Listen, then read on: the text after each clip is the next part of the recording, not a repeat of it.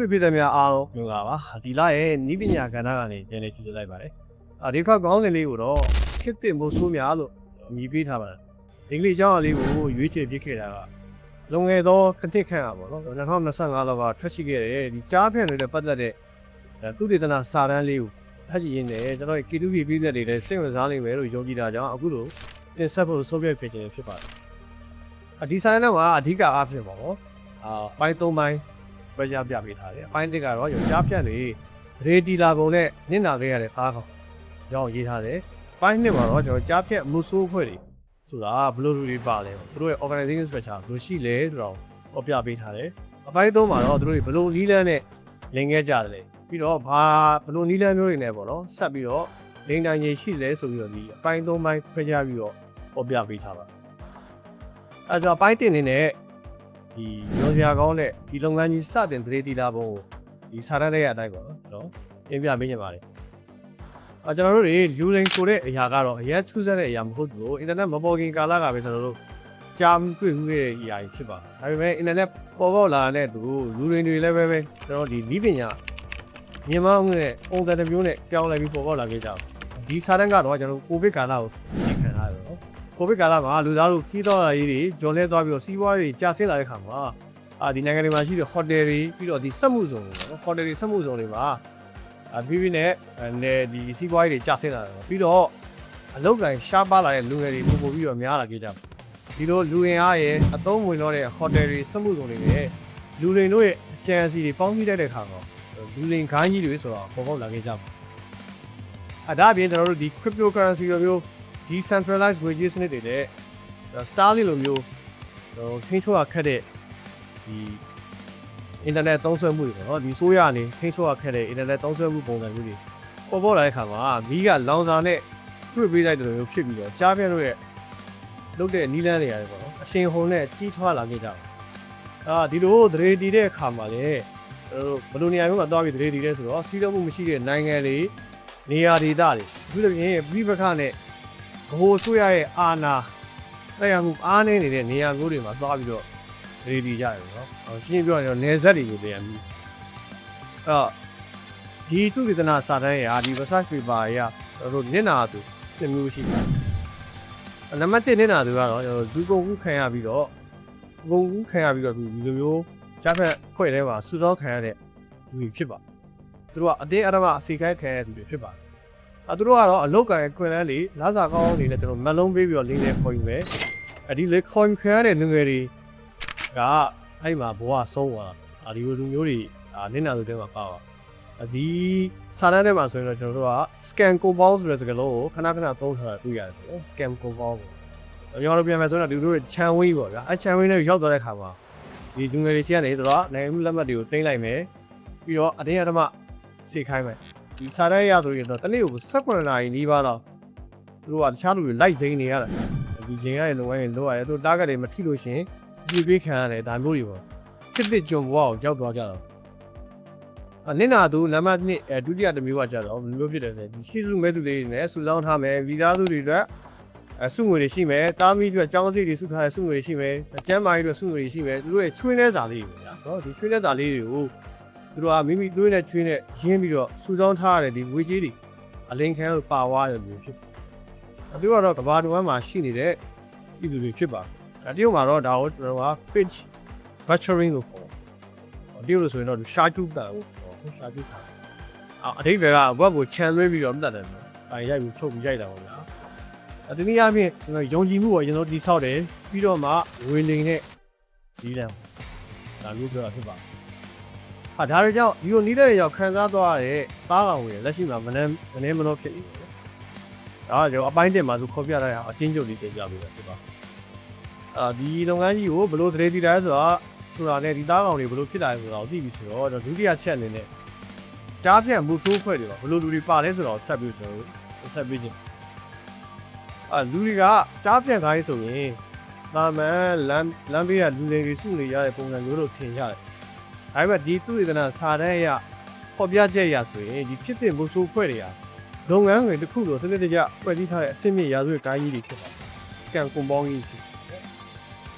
ဒီသူဒေသစာတမ်းထဲမှာအဓိကအားဖြင့် ပါဝင်တဲ့လူငယ်ကိုင်းတော့ပါဝင်တဲ့လူတိုင်းစားတော့6မျိုးခွဲခြားပြပေးပါဒီ6မျိုးမှာကျွန်တော်တိတိနဲ့လိန်တဲ့လူတွေပါသလိုမတိဘဲနဲ့လိန်တဲ့ဖွဲ့တော့ပါအောင်ပါဝိုင်းလူတွေရှိတယ်ဒါအပြင်အတင်းအဓမ္မ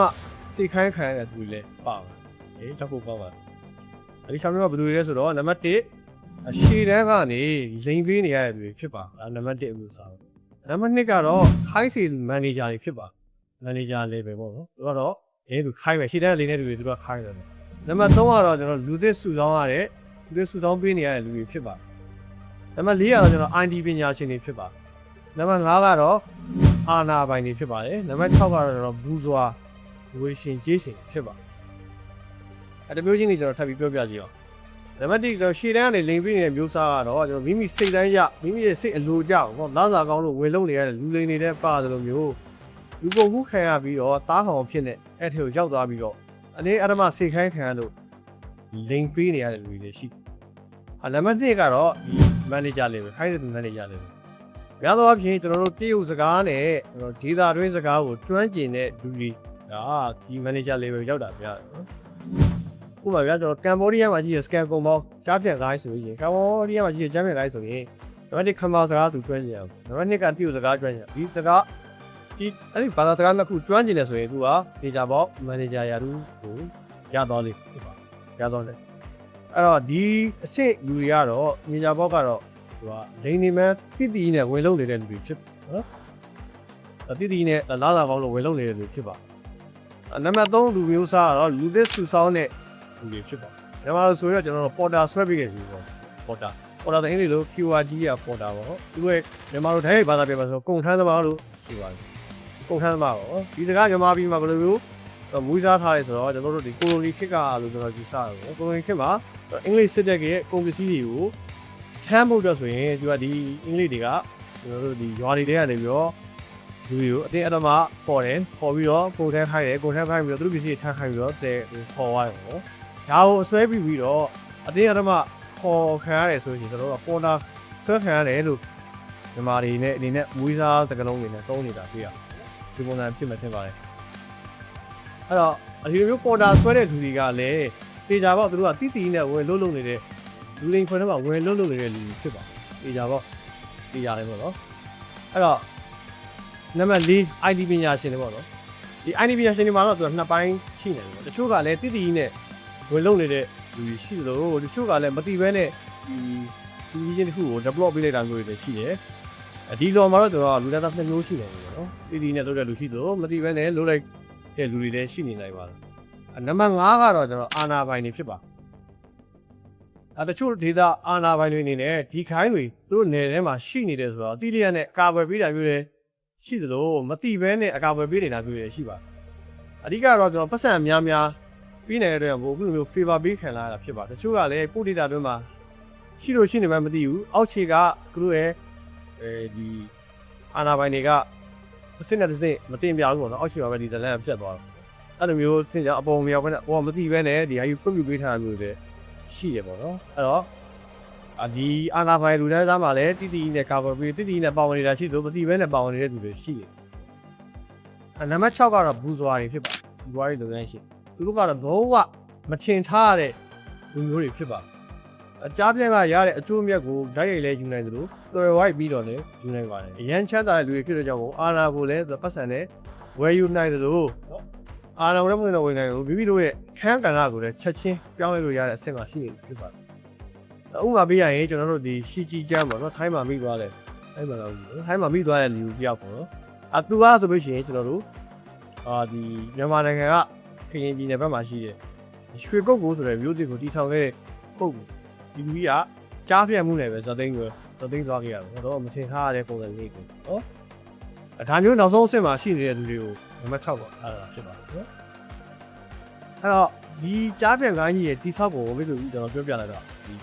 ီပိုင်းလေးတွေရောက်တယ်နော်အဲ့တော့အပိုင်း3အနေနဲ့ဆိုလို့ရှိရင်ဘလို့နီးတဲ့အနေနဲ့ဇင်ခဲ့ကြတယ်ဒါကတော့ကျွန်တော်တို့အလင်ခန်းတဲ့သားကောင်တွေကျွန်တော်ပြန်ပြီးတော့မေးရင်းနဲ့သူတိလာတဲ့ data တွေရပါတော့သူက thread ထုတ်ထားတာရှိပါတယ်အဲ့ထက်မှာဆိုလိန်နီးရဆိုတော့5မျိုးရှိတယ်နံပါတ်1လိန်နီးရကြဘယ်လိုမျိုးလဲဆိုတော့ romance and investment လို့ဒီဆိုင်မှာဒီစာတမ်းထဲမှာသုံးထားတယ် မြန်မာလိုဘာသာပြန်မှဆိုရင်တော့သူကအချစ်ဇလန်းတွေဒါလေးများတွေဖန်တီးမယ်ပြီးရင်ရဲတွေကျူးပြကအယုံသွင်းမယ်ဒီပတ်စံလေးဒါမှမဟုတ်လူကိုရောက်စားဒီလိုမျိုးတွေပါကျွန်တော်ဘလို့မှာတတ်တွေ့ရတော့ကျွန်တော် Facebook ကိုစာမျက် Facebook လို့လူမှုကွန်ရက်မျိုးတွေမှာ profile ကောင်မလေး profile လေးနဲ့လာအပ်မယ်ချွတ်ချောလေးပေါ့နော်အဲဒီကောင်လေးဆိုရင်ကောင်မလေးဆိုလို့ရှိရင်တော့ကောင်ကြီးချွတ်ချောပုံလေးနဲ့သွားအပ်မယ်ပြီးရင်စကားတွေပြောမယ်ပြီးရင်သူဂျုံလောင်တော့ activity တင်မယ်ပြီးတော့ post တင်မယ်ဘာညာပေါ့ဒါမျိုးကြီးလုပ်ပြီးတော့စကားကြီးပြောမယ်ပြီးရင်ပတ်စံလေးစိမ့်မယ်ဒါမှမဟုတ်တနေရာမှာချင်းမယ်လူရောင်းစားဒီလိုနီးလန်းဒါနံပါတ်1အမှုစားနံပါတ်2ကတော့ကျွန်တော်အယောင်ဆောင်လေးနဲ့ impersonation လို့ဒီထဲမှာတော့ပေါ်ပြထားပါတယ်တော့ယုံကြည်ရတော့တဲ့အဖွဲစည်းကအယောင်ဝင်တဲ့ပုံစံဒါမှမဟုတ်တာဝန်ရှိသူပုံစံသူလိမ့်မယ်ဒါမှမဟုတ်တော့မိမိနဲ့ဤကျွမ်းတဲ့မိတ်ဆွေပုံစံမျိုးအယောင်ဆောင်ပြီးတော့လိမ့်တယ်ဒါမျိုးတွေပေါ့ဒီလိုလိမ့်တဲ့ပုံစံမျိုးတွေအဲ့တော့ဥပမာပေးရမယ်ဆိုကျွန်တော်တို့ကျွန်တော်များကြုံကောင်းကြုံရမယ်ပေါ့နော်ကျွန်တော် TP ကနေပြီးတော့ TP ကဝန်ထမ်းပါသူဒီစိန်တာမျိုးတွေရှိတယ်ပြီးတော့မိတ်ဆွေဒီလိုနှစ်ပေါင်းများတော့ကွဲကွာရတဲ့ငယ်ချင်းပုံစံမျိုးတွေလာလိမ့်တာတွေရှိတယ်အဲ့ဒါမျိုးတွေအယောင်ဆောင်ပြီးနေတယ်ဒါတွေကသူတို့ကစနစ်တကျနဲ့အဖွဲ့အစည်းတစ်ခုလိုတည်ဆောက်ပြီးချိန်နေကြတာဖြစ်ပါတယ်သတိထားဖို့လိုပါတယ်နံပါတ်3ကကျွန်တော် e-commerce website ပြောနော်နာမည်ကြီးပြီးသား web page တွေနဲ့တပုံစံလေးလုပ်ရပြီးတော့ order တင်ခိုင်းမယ်ပြီးရင် order ရောက်ပါဘူးလိမ့်သွားတာကျွန်တော်တွေ့ဦးတဲ့တခုဆိုရင်ကျွန်တော်ဘယ်လိုမျိုးလဲဆိုတော့သူကမြန်မာပြည်မှာတော့သိဖြစ်မစားဘူးလား TikTok shop ဆိုတာရှိ TikTok ကနေဈေးဝယ်ကြတယ် TikTok shop ပုံစံမျိုးနဲ့တပုံစံနဲ့တူတဲ့ဟာမျိုးသူကဆိုရအဲ့မှာပါတဲ့ product တွေဈေးနှုန်းတွေကတပုံစံလေးပေါ့နော်ပြီးတော့သူကဒီက user ကTikTok shop လို့အမှတ်နဲ့သူကဝယ်လိုက်မယ် TikTok shop ဆိုအမှတ်နဲ့ဝယ်လိုက်မယ်ပြီးတဲ့ခါကျရင်တကယ် TikTok shop အမှန်ကတော့ပစ္စည်းရောက်လာလို့ဗျာနော်ပစ္စည်းရောက်လာမယ်ဒီအယောင်ဆောင်ထားတဲ့ဟာတော့ပစ္စည်းရောက်မလာဘူးဒါမျိုးပေါ့နံပါတ်4မျိုးစားတော့ကျွန်တော် cryptocurrency သူကတော့ကျွန်တော်တို့သူလည်း impersonation နဲ့လည်းသွားဆင်တယ်သူ cryptocurrency site တွေဆိုရင်ကျွန်တော်တို့မှာ Binance ရှိပဲဗျာ Binance မှာ trade လုပ်ရတယ်Binance ပုံစံမျိုးနဲ့သူကတစ်စီရတဲ့တူရဲ့ site မျိုးအဲ့လိုမျိုးဟာမျိုးနဲ့သူလုပ်လိုက်တယ်လုပ်ပြီးတော့မိသူနဲ့သူအရှုံးနိုင်တွေရှုံးမြတ်တွေလုပ်တယ်ပထမအချင်းမှာတော့သူ့ကိုအနိုင်နေပြီးတော့ပတ်စံတွေပေးမယ်ပြီးတဲ့ခါကျရင်အများကြီးထည့်တဲ့ခါကျရင်လိမ်သွားဒါမျိုးရှိတာနိုင်တယ်ပေါ့နော်အခုဆိုရင်သတိထားပါကျွန်တော်တို့ဒီဘာတွေရှိနေလဲဆိုတော့ swap game တွေရှိရဲဒါတွေတော်တော်များများကကြားဖက်ဒီကနေလုံနေတဲ့ဟာတွေဖြစ်ပါဘူး။နံပါတ်5ကတော့ချင်းချောက်စာနဲ့ငွေညစ်တာသူသဖြင့်ကျွန်တော်တို့အမျိုးသားတွေခံရတာများတယ်ပုံပြရှိလူကြီးမင်းတွေသူတို့ကတော့ profile အမှန်ကြီးနဲ့သူတင်ထားတယ်ပြီးလို့ရှိရင်အမကောင်ပါလေးအယူခံတယ်ပြီးရင်ဗီဒီယိုဘောတွေပြောမယ်ဟိုကပြဒီဟာပြပါတော့အမအဲ့ဒါဒီ screenshot ရိုက်မယ်ပုံအတုတွေလည်းလုံကောင်းလုပ်နိုင်တယ်ပြီးရင်တကယ်စစ်တွေလည်းဖြစ်မှာပေါ့ဗျာနော်ပြီးရင်ငွေညစ်လို့ဒီပုံတွေပြရွာအမေဒါပြီးရင်တော့ပတ်စံမကောက်ဘယ်တော့ပြီးဒီပုံတွေကဖြတ်လိုက်နေတာမျိုးတွေငွေညစ်တာမျိုးရှိတာတော့ဒါတွေကကျွန်တော်အတိတ်မှာခံခဲ့ရပြီးတဲ့သားတောင်တွေနဲ့အဖမ်းခံခဲ့ရတဲ့လူလိန်တွေရဲ့ပြောကြားချက်တွေကိုကျွန်တော်တို့ကခြုံပြီးတော့ခွဲခြားပြထားတာဖြစ်ပါတယ်နောက်ပိုင်းမှာလာခဲ့မှာဘယ်လိုနည်းနဲ့လာနိုင်နေတယ်ဆိုရင်ကျွန်တော်တို့ AI ပေါ့နော် AI လို့နည်းပညာကလူစိန်တွေအတွက်အကောင်းအသုံးချရတဲ့နည်းပညာလည်းဖြစ်ပါတယ်နော် AI တိုင်းမှာသူ့ရဲ့ကောင်းကွက်လည်းရှိဆိုးကွက်လည်းရှိဘူးပေါ့နော်ဒါကြောင့်မိတ်ဆွေတို့အနေနဲ့အမြဲသတိရှိနေဖို့လိုပါတယ်ဒီနေ့တင်ဆက်ပေးခဲ့တဲ့ကျွန်တော်ခစ်တင်ပုံဆိုးများအကြောင်းကိုကြည့်ရှုပြီးတဲ့အခါမှာမိတ်ဆွေတို့လည်း online ပေါ်ကနေမတင်ကားစရာအကောင့်တွေရင်းနေတဲ့သူတွေရဲ့ချင်းကပ်မှုတွေပို့ပြီးတော့